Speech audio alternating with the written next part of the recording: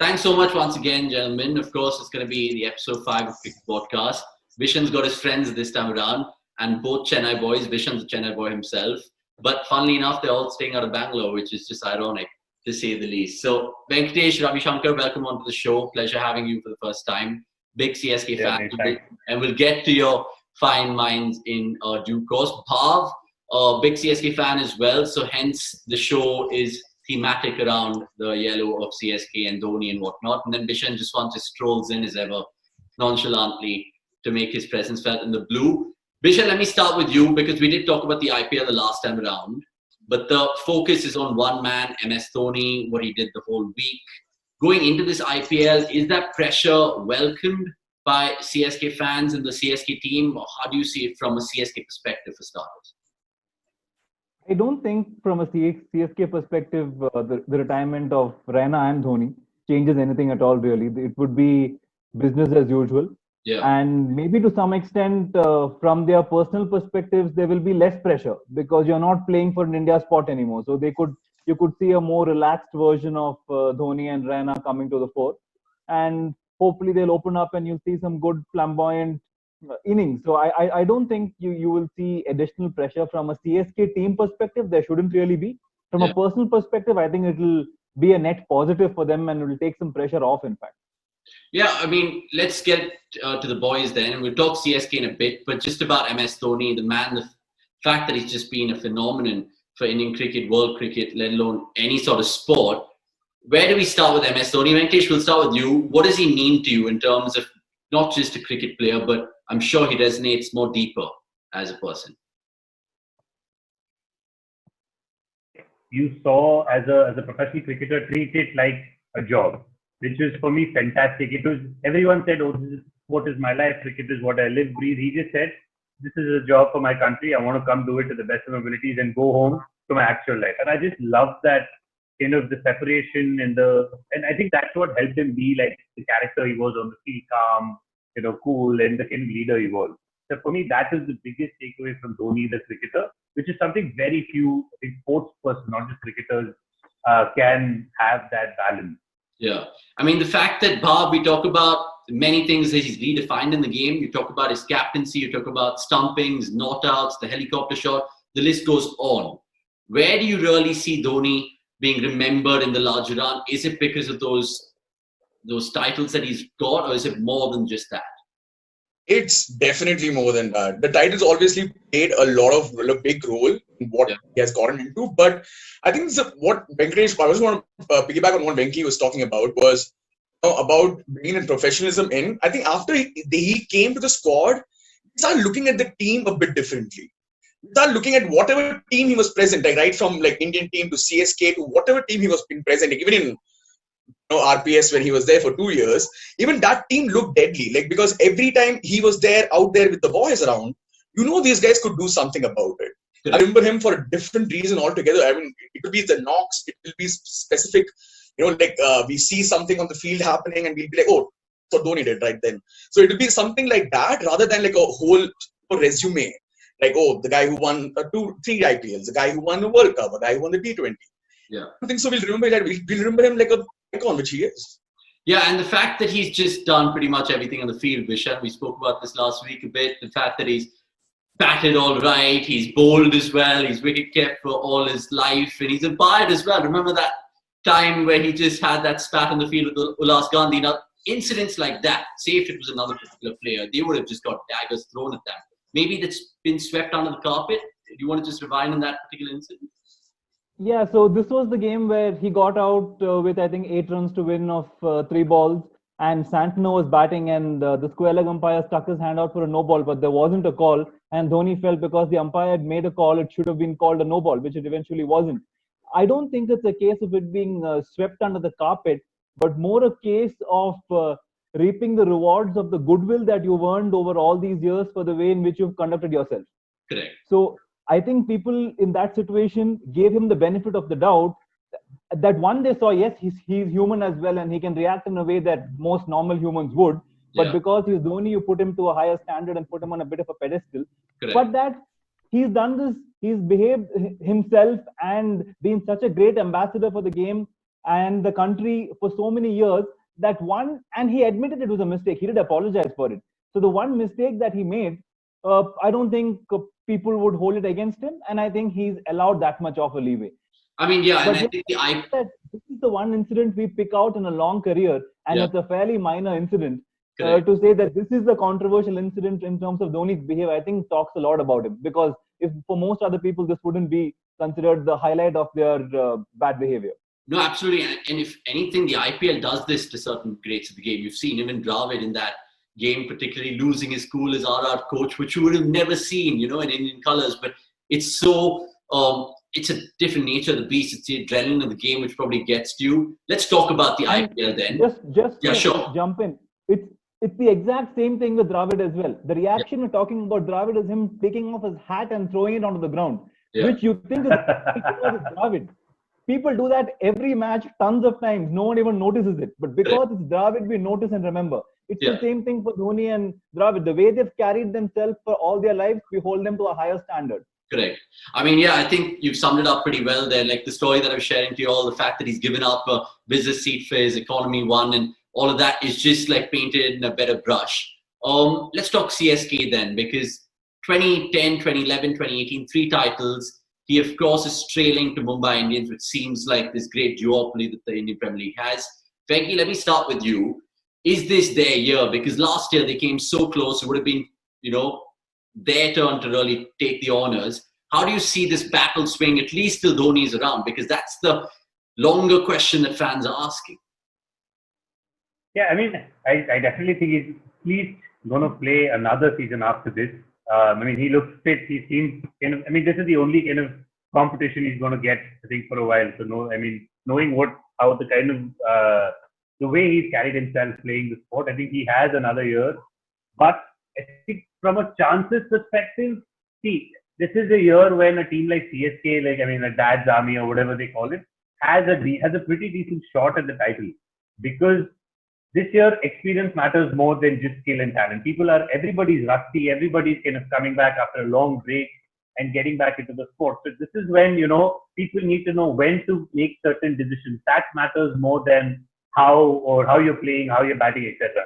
So in that regard, I think CSK has a pretty good shot, as good a shot as they've had in a while. Last year, yes, unlucky, but I think this year definitely CSK stands at least short of making it big.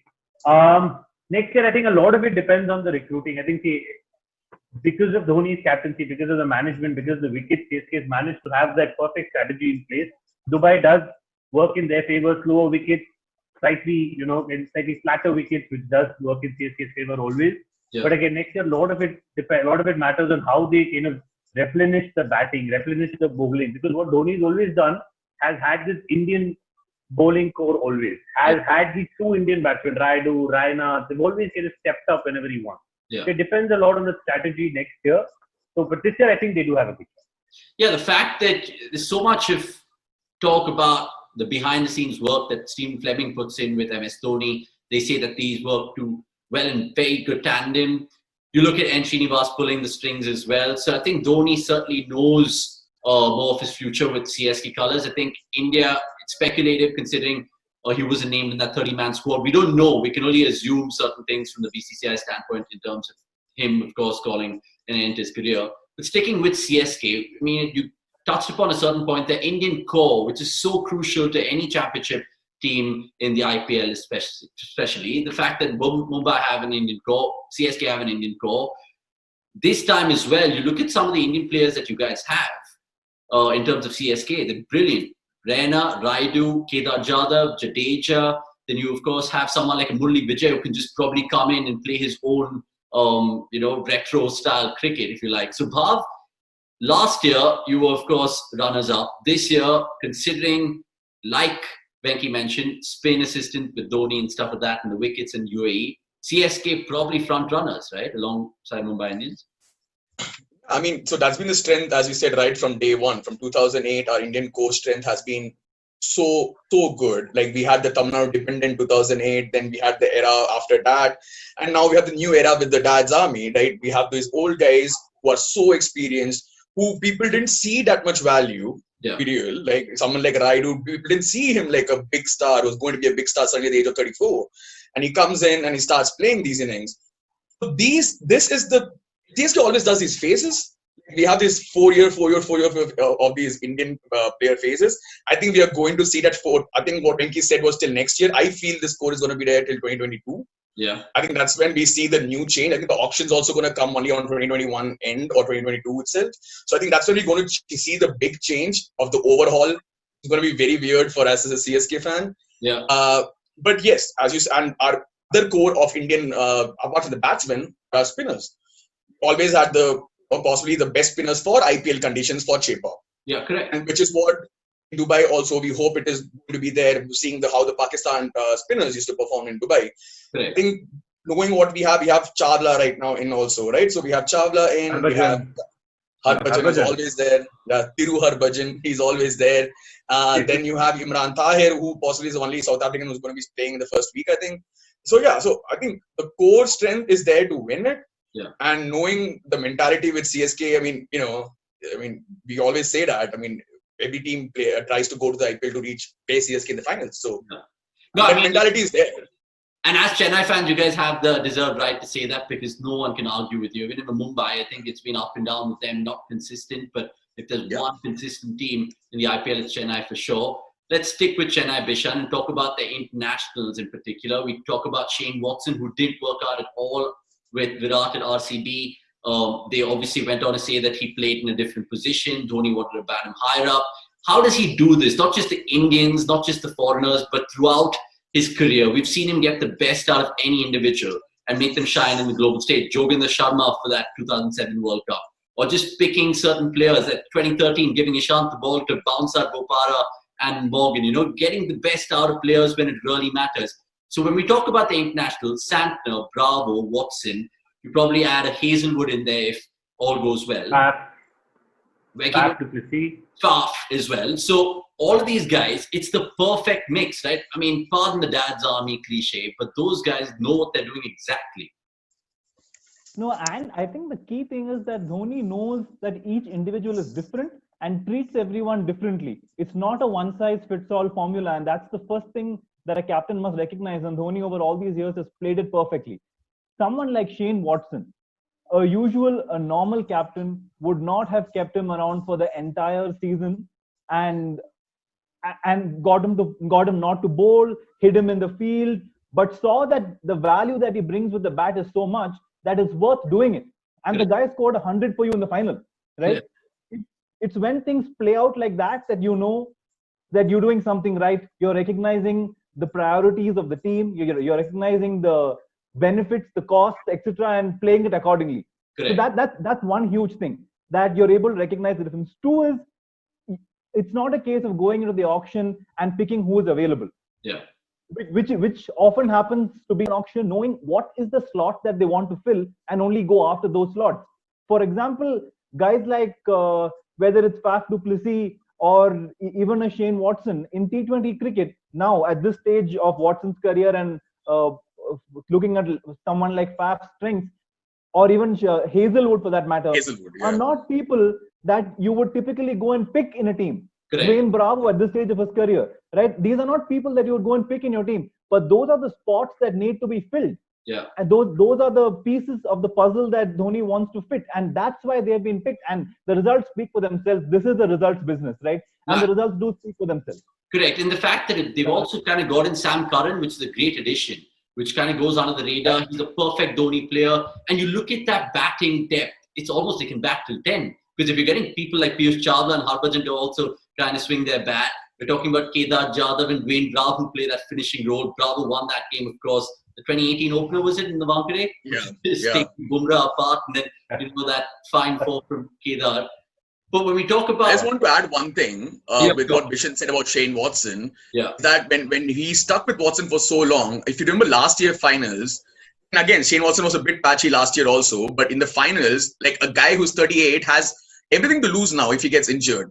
Playing with a bleeding shin, like bleeding knee, he's still playing. I'm saying when Dhoni puts that, like when CSK has created an environment, like if we put trust in you, and they players do everything for the team. Correct. You can see that. Like a guy like, you don't expect that from Shane Watson. You don't expect from a young Shane Watson.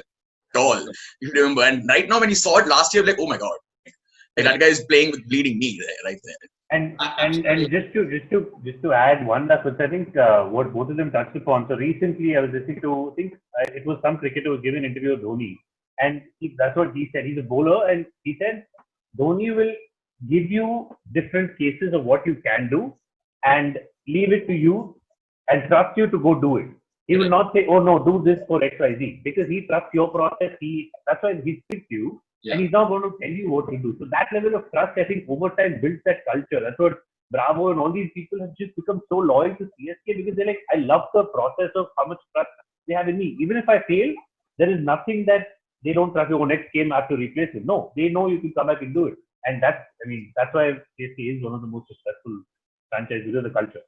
Yeah, I think the culture is the key word there, because you take a look at KKR in that spell when they had Gambhir and Joy and a great couple of minds in that team. They kind of got the best out of many of their players. You look at Rajat Bhatia, who's shown really brightly for them. They got the maximum potential out of all their foreigners and stuff like that. But if CSK go on to win the title, boys, is it the same old enemy, Mumbai Indians, going to give them a run for their money? Or could you see someone new? Perhaps a Delhi, like Bishan shouted out, yes, I mean, the last podcast. Do you guys see any other new contender to the fore? Please say RCB. I mean, considering the England and Australia series, I don't know if RCB is going to be there yet, but I feel Delhi, as you said, I think Delhi has a really good team. Yeah. I think that's a team for the future. I don't know if they'll be able to do it right now, but that's the team built for the future for sure. And Ashwin coming in, going to be a huge boost. I mean, he is one of the best IPL spinners ever. And I feel, but it's going to be the same old story, man. I think it's going to be CSK Mumbai again. And Venki, you echo those thoughts? I think Delhi is, again, the interesting thing about Delhi is they've also building a similar structure like CSK. They have a strong Indian core. I mean, obviously a lot of youngsters. They have a good swing bowler. They have a couple of really good wily spinners who not young but very, very experienced in T20 and IPL. So that model kind of works. KKR will, I think, feature there. They just have enough talent to get there to the kind of playoff. But there, I think I don't know if they have enough big names to get that one victory, like a Watson, like a Raina, like those guys who just big games, they will just step up. Yeah. But KKR, I think, will make it somewhere there in the elimination game. Yeah, I think Sunrisers. I'll pick Sunrisers over KKR for top four, basically. Yeah, because the other shout is either Sunrisers or, like even Bishan reiterated the fact that Kings 11 Punjab actually have great Indian players. You look at KL on his day, he can dismantle any attack. We saw glimpses of that so far. We've probably not seen a Kohli-esque season from KL, but it's inevitable because the fact that now he's given captaincy, whether he takes like a duck to water with captaincy, whether Kumble's great voice in his ear is always a good thing to help him. How do you see that pan out, Bish? The fact that it could be a successful one? You see how in the conversation today, as well as the similar conversation we had on the last podcast, we are still not talking about Mumbai. No one's saying Mumbai is the top 4 team. And is that some sort of guarantee? No. I don't think it's that Mumbai will not make the top 4, but that there are many other teams this year who probably do pip them on the resources available, one on the strong Indian core available. Yeah. And that's important because at this point, you're still not 100% sure if the foreign players are going to play with issues around the biosecure bubble. You don't know how many of them will fly. So those are issues that are there. And therefore, teams like Kings 11 Punjab, Delhi Daredevils, and I'll say this again, I keep saying Daredevils, Delhi Capitals are a team who can play number 1 without a single foreign player. Correct. Whether it's Shreyas Iyer, Prithvi Shaw, Rishabh Pant, Rahane probably won't even play, Shikhar Dhawan, Ishant Sharma, Amit Mishra, Ashwin, etc. This is a team that can play 1 to 11 without a single foreign player. And if the foreigners come, they are guys like Rabada and Hetmeyer, who are like the T20 stars of the generation, right? So that's going to be a top team if everyone plays. And even if they don't, they're still probably the best team. Yeah, that's true. There's a good chance, right? So Mumbai every year are going to be in the mix because of the way they structure themselves, the focus on performance, the structures they have in place. Mumbai are always going to be are in with a shout. But I was wondering that the fact that are we not talking about Mumbai because it's 2020, because it's 2013, 2015, 2017, 2019 is their pattern of play. This is obviously, an even year as such. Does that give CSK more of a reason to go on and win it? Because You look at CSK, right? 2010, brilliant. 2011, brilliant. 2012, they got edged up by KKR. They could have made it a hat-trick of titles. Then they stormed back into the IPL 2018. They win it. 2019, they came close. They lost it because Malinga just yorked. Who was that? Shardul Thakur it was? So they were just there. And it was just a matter of ebbs and flows in every game. Let's just finish this particular CSK IPL Dhoni podcast. It's just becoming like a buffet of sort with the most controversial moments to ever, sort of dent the league. I can think of a few, and I'll start first to help you all kind of rewind your memories. Stark v Pollard, Kohli versus Gambhir, fights that we've normally seen. We also touched upon Ullas Gandhi versus Dhoni. Probably people won't ever remember Ullas Gandhi for an umpire, but now they definitely would. Vish, let's start with you. So many moments to choose from. Which one have you gone for? I'm picking an off-field moment, really. Okay. As the most controversial. It's the Lalit Modi exit from the IPL. Okay. The man was a superstar. The first 3 seasons, the IPL was born because of him. The IPL became what it did because of him. He knew how to market it. He made the league glamorous. He made it global. And we have to be thankful to him for what we have today.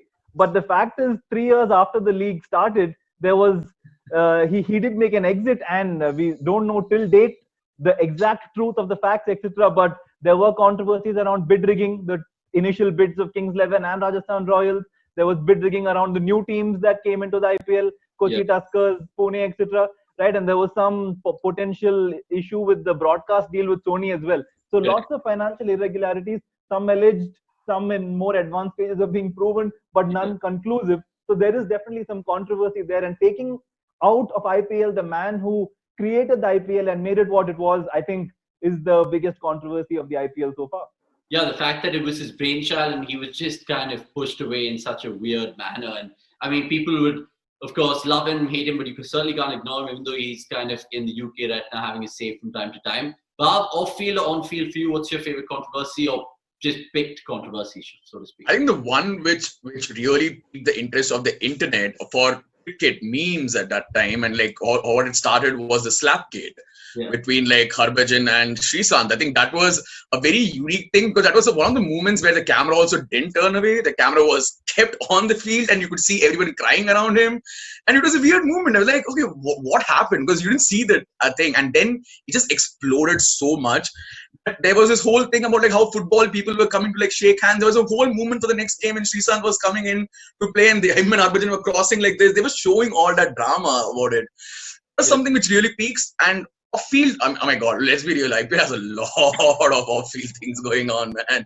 Like I remember Rahul Sharma and Wayne Parnell caught in a rave, and nothing happened to them, even though they were drug tested, so nothing was done with them. Yeah. I remember Luke Pommerbash getting arrested out of the blue and just sent back home. I mean, every year you hear something. You hear something. I mean, it's crazy because you take a look, even that Srishant Tal incident with the fixing and the Royals kind of being out with that whole thing being zoomed in, stuck in all these mad news channels. Venki, for you, what's the pick? So for me, the incident was on field, but the controversy was off field. The Ashwin Butler incident, which happened, the Mankad incident, but the outrage that people had over, how can Ashwin do this? How can someone, like it was almost akin to cheating. And for me, we spoke about it day before yesterday on our WhatsApp group. Where do you sit? That is Ricky Ponting's stupidity. No, see, I stand in the camp where Mankading is fine if you've given the batsman a warning, because in current era, being an active cricketer, every batsman tries to steal a couple of inches when the bowler is bowling. So I see nothing wrong in it if the bowler is given a warning. Bowler is given the batsman a warning. If you keep repeating it, it's perfectly fine to get him out. Yeah. But the problem was it was referred to the third umpire. The umpire ultimately said it's out. So, but still the play, I was just shocked and that it became such a huge thing. And Ashwin still being subjected, like Bhav and Bishan was saying, we had a conversation. Ricky Ponting, who, I was an Australia fan, he came out and said he wouldn't support it because it's not with the ethics of the game. And I was like, wait, Ricky Ponting probably played the game at that line where nobody else in the world would have played the game. And he made his own line. Problem. That outrage I just don't get over a simple incident which was ruled out by the umpire. But yeah, that's something which I found interesting. Obviously, many more controversial the others said as well. Sunil Yeah, I mean, the Gavaskar fact would that be it's happy to just hear you had- call it monkading. He would call it browning. Browning. Browning. Yeah. Sorry, bhai. It's browning. No, the fact that it's also kind of been made more than just what it is, because Ashwin did this in the past with India as well, and of course it kind of spiraled out of control. And the fact that he was captain at the time, so he was never going to back off, because it kind of had a huge impact on the game as well. I think they capitulated after they lost Butler, so it kind of worked in the favor of And them. Butler's gotten out twice, by the way. Butler's also gotten out being browned twice or once before Ashwin got him out. So it's not like it was his first time and he didn't know Michelle, about it. was that Suraj Randeep or Serenayake? Who was that? Like, Yeah, I think you're right. It was, I think, Senanaike. One of those Serenayake, the young yeah. guys. Yeah. But yeah, I mean, technically, quickly to end the show, guys, because it's been fun chatting cricket with you all. Of course, CSK as well. So let's end in that CSK prediction note. Winner 2020 CSK, Bhav, we'll start with you. Yeah, that's going to be the answer every year. But yeah, but this year's, I mean, as confident as what we were in 2019, right? I think the team is the same. Yeah. In fact, as you said, we got like very shrewd new players in. Yeah. And as Bishan also said, we have the strong core, which is we're going must to win this IPL. So, and I feel Dhoni and Raina are going to come blazing, man. They have nothing to lose right now. And Raina probably looking for a BBL contract somewhere. So yeah, I think we're going to see them blazing right now. And Venki, you agree, I'm sure. yeah, I do agree, but I think Raina needs a big one this time. I think he will need to perform for CSK to cross that line. I think CSK has a great chance this year. Again, the wickets, if they remain the same as Dubai's traditionally been, then I think CSK has a fantastic chance to win it again. And Bish, you see Dhoni winning it, right? For sure, or no? I'm actually going to pick, like I said before, I'm going to pick Delhi. Okay. I think Delhi is going to win this IPL. Finally, they're going to have an IPL which will make RCB one of the only two teams not to win it. Yeah, I mean, if you just say that just to say that. If it's a CSK DC final, then I'm definitely getting a repeat of this podcast on. And if RCB just get knocked out in a sensational manner, I think we've suffered the most league defeats since 2017 or the entirety of the league. It's just so embarrassing. But on that note, I'm going to end this podcast. Thanks so much, guys. We appreciate your time as ever. Shan, Bhav, and Venki, of course, both those two debutants. We are the veteran as well. Thanks, guys. We'll see you soon. Thanks, Avnish. Thank you. Thanks, man. Cheers. Cheers.